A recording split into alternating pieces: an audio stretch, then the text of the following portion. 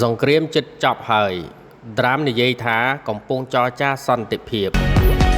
ប្រធានាធិបតីសហរដ្ឋអាមេរិកលោកដូណាល់ត្រាំបាននិយាយថាមន្ត្រីកម្ពុជា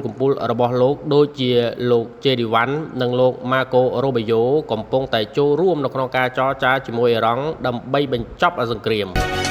លោកដូណាល់ត្រាំបានអះអាងដោយសុតិធិនិយមថាមានការរីកចម្រើនច្រើននៅក្នុងការចរចាហើយថាអ៊ីរ៉ង់អាចយល់ព្រមលើចំណុចសំខាន់ៗដូចជា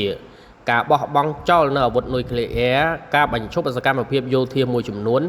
និងការបើកច្រកប្រេងដ៏សំខាន់វិញពោលគឺនៅសមុទ្រអមម៉ូសនេះតែម្ដង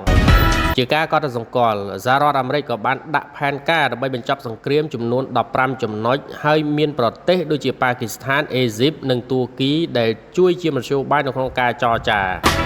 ក៏ប៉ុន្តែបើទោះបីយ៉ាងណាក្តីភាគីអ៊ីរ៉ង់បានបដិសេធថាមិនមានការចរចាណាមួយដោយផ្ទាល់ហើយហៅព័ត៌មាននេះថាមិនពិតខណៈពេលដូចគ្នានេះសង្គ្រាមនៅតែបន្តហើយស្ថានភាពនៅតំបន់មជ្ឈិមបូព៌ានៅតែតានតឹងខ្លាំងបើទោះបីមានការព្យាយាមរកសន្តិភាពក៏ដោយ